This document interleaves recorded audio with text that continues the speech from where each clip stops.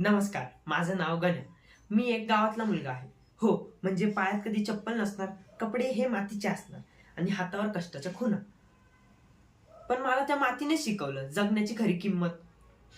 आमच्या इथे सकाळी ही अलारामने नाही तर कोंबड्याच्या आरवण्याने होते. आईच्या हाताची भाकर खाऊन मी शाळेत जातो. शाळेतून आलो की लगेच बाबांसोबत शेतात जातो कष्ट करायला. कधी ऊन असतं तर घाम गाळतो, कधी पाऊस असला की पिकं वाचवतो. पण खूप लोक म्हणतात, अरे हा गावातला मुलगा आहे, ह्याला काही समज असणार. ज्याला लहानपणीपासून कष्ट पाहिले त्याला आयुष्याची समज नसणार का? त्याला पहिलेच असते. तुमच्या इथे असतील मोठ्या मोठ्या इमारती, आमच्या इथल्या लोकांची मनं खूप मोठी. आमचे स्वप्न जरी महागडे नसले ना, पण आमच्यात ती पूर्ण करण्याची हिंमत नक्कीच आहे. मी शहरात जाईल, शिकेल, मोठा होईल, खूप मोठा माणूस बनेल, पण एक गोष्ट कधीही विसरणार नाही, मी कोण आहे. कारण माझ्या यशाची जी मूळ आहे ते ह्याच मातीत आहे.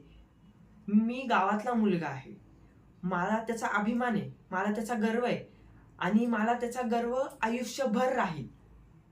धन्यवाद.